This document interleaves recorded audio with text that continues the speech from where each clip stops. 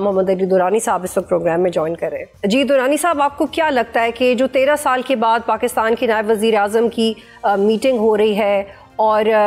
یہ بھی رپورٹ کیا گیا کہ جو بنگلہ دیشی سیاستدان ہیں ان کی طرف سے کہا گیا کہ 1971 سے بات چیت شروع ہوگی، تو کیا دونوں ممالک بہت ٹالرنٹ ہے اور ہر چیز کے بارے میں اب کھل کے بات کریں گے کہ یہ نئی ایک سمت ہے جس کا تعین ہو رہا ہے؟ بسم اللہ الرحمن الرحیم۔ دیکھیں، یہ تو ایسا ہے کہ یہ اتنی ایک ایسی ٹھنڈی ہوا ہے اور ایک ایسا خوش کن لمحہ ہے اور ایک ایسی پازیٹیو ڈیولپمنٹ ہے جس کے بارے میں ہمارے زخمی دلوں کو جیسے مرہم رکھنے والی بات ہے اس وقت نائب وزیر اعظم کا بنگلہ دیش جانا اور وہاں جا کے وہاں کے ذمہ داران سے ملاقات کرنا، وہ ہمارے جسم کا حصہ ہے اور ایک ایسا حصہ ہے جس میں بہت درد محسوس ہوتا تھا ان کی دوری سے، اور جتنی قربت بڑھے گی میں سمجھتا ہوں کہ یہ ایک خطے میں دونوں ملکوں کی مضبوطی کا سبب بنے گی، دونوں ملک ایک دوسرے سے سبق سیکھ سکیں گے اور دونوں ملک کے عوام کی محبت جو ہے وہ اس کا نہ ٹوٹنے والا ایک رشتہ جو ہے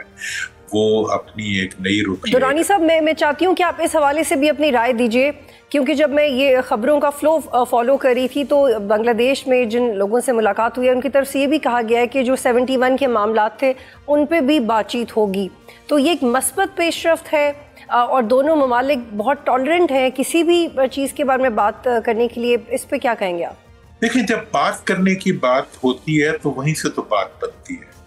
جو بات ہی نہ کرے وہ بات بنانے کی پوزیشن میں نہیں ہوتا، اور ملکوں کے معاملے میں تو یہ بڑی بنیادی بات ہے۔ دیکھیں، سب سے بڑی بات تو یہ ہے کہ دعوت ملی اور آپ وہاں گئے، یہ کسی بھی بات شروع ہونے سے بڑی بات ہے، یہ عمل کا آغاز ہے، ٹھیک ہے نا؟ اور جو بات عمل سے شروع ہوتی ہے وہ پھر کہیں نہ کہیں پہنچتی ہے۔ اس سے پہلے جو ڈیولپمنٹس ہوئی ہیں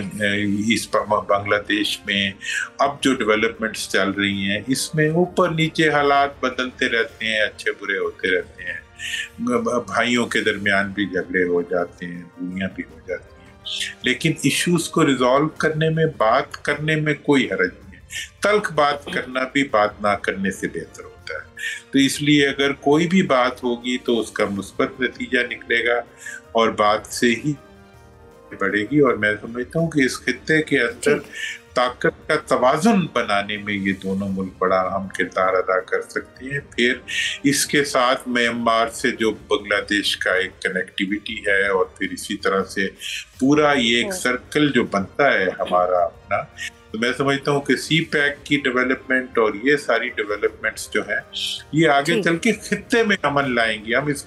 میں اس کو بھارت کی دشمنی کے تناظر میں، بالکل دورانی صاحب، یہ آپ کا واضح جواب آگے، اور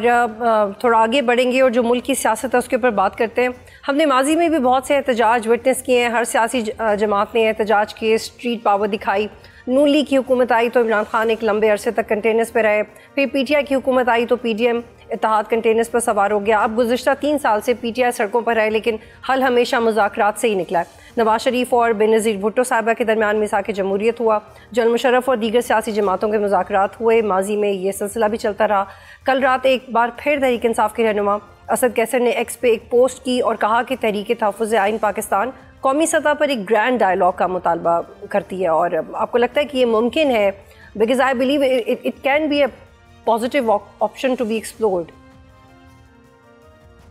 دیکھیں، بات تو اچھی ہے اور گرینڈ ڈائلاگ بھی ہونا چاہیے اور اس میں کوئی حرج بھی نہیں ہے، ٹھیک ہے جی، لیکن کرے گا کون، یہ ایک سوال ہے۔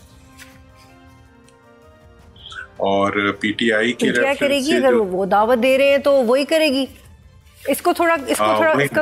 اور کھول لیتے ہیں دورانی صاحب۔ اگر پی ٹی آئی دعوت دے رہی ہے تو پی ٹی آئی کرے گی، لیکن جو اس کی گرینڈنس ہے وہ تو تبھی آئے گی نا جب سب شامل ہوں گے۔ دیکھیں، اس میں میں سمجھتا ہوں کہ اس وقت مذاکرات کا جو کارڈ ہے یا مذاکرات کی چابی جو ہے وہ حکومت کے ہاتھ۔ ایک اس گفتگو میں ایک بات صحیح ہے کہ انہوں نے جو میاں نواز شریف صاحب کا نام لیا ہے وہ واقعی انہی کے اختیار میں ہے کہ وہ اس بات چیت کو شروع کر سکتے ہیں،